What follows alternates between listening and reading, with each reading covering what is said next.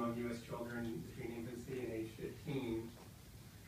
But our research dollars that are dedicated to cancer are primarily focused on adults. Only about 4% of funding is focused on childhood cancers. So today with this proclamation, we want to recognize families who are struggling with childhood cancer and call attention to the need for more research in this area. I'd like to present this proclamation to Patricia Watson, who will also have a few words to share. Her daughter passed away at the age of 33 months from cancer, and she and her husband responded by forming Juliana's Journey Foundation for Pediatric Cancer, and they have been tireless advocates to raise people's awareness of childhood cancer, raise funds, and have done very important work for our community. So I'll make a motion to pass this proclamation. Motion made and seconded. All in favor? Aye. Okay, so Patricia, I'll give you that proclamation, and I'd like to say a few words.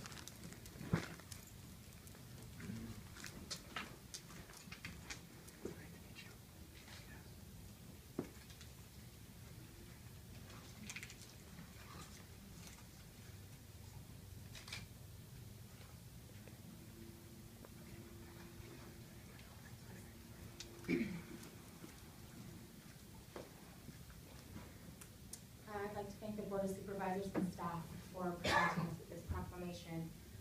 I can't tell you how important this is that our home county has stepped up to really recognize Childhood Cancer Awareness Month. For those of you who don't know, again, my name is Patricia Watson, and I lost my 2.5-year-old daughter to stage 3 relapse neuroblastoma, and I'm sure a lot of you do not know what neuroblastoma is, and that's what we're trying to change. Neuroblastoma is one of 12 childhood cancers, and when you hear the term childhood cancer, you automatically think leukemia. But leukemia is not a childhood cancer, it's actually an adult cancer, the kids do get it too. Neuroblastoma is by far one of the rarest childhood cancers. There's about 750 new cases in the country diagnosed each year, and by the time a child is diagnosed with neuroblastoma, it's so asymptomatic that they don't find out until it's in the latter stages. And the chances of the child surviving just the treatment is less than 50%. Once the child gets through treatment, and there is only one standard treatment protocol for neuroblastoma. Once that child does survive treatment, if they do, there is a 20 to 40% chance that they will survive the disease.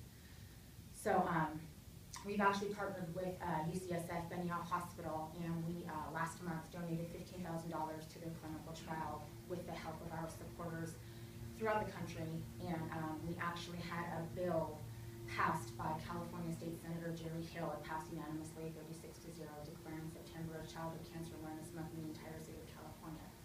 And the cities of South San Francisco, San Bruno, and Daly City have all followed suit.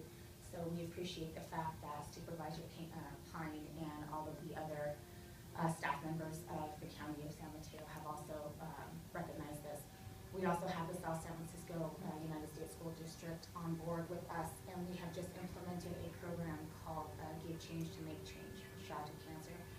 We have 25 bins located in local various schools and businesses where we are collecting change, and all that change will obviously be donated to childhood cancer research. And Juliana's Journey Foundation was just presented with a grant matching opportunity where they will match dollar for dollar everything that gets donated to our organization up to $250,000.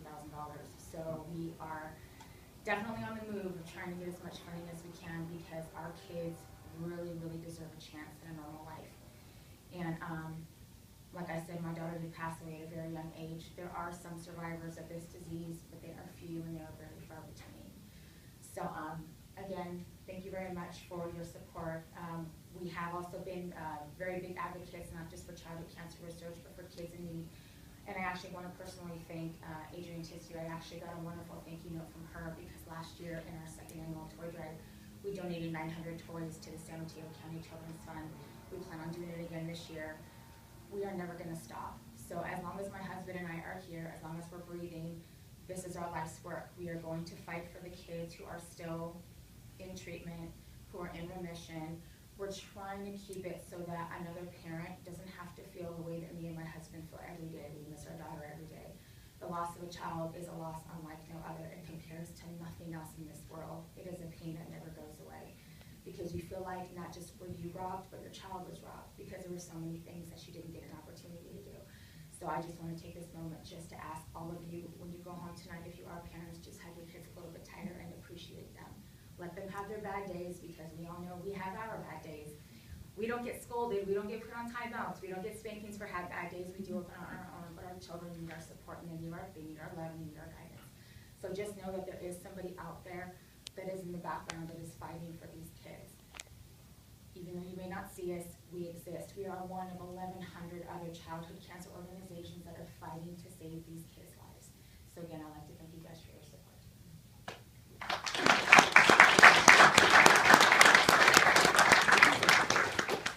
Thank you for your very personal and elegant comments. And yes, we think that's your comment. How often this comment that my wife does put me on time, I'll say. Our final proclamation.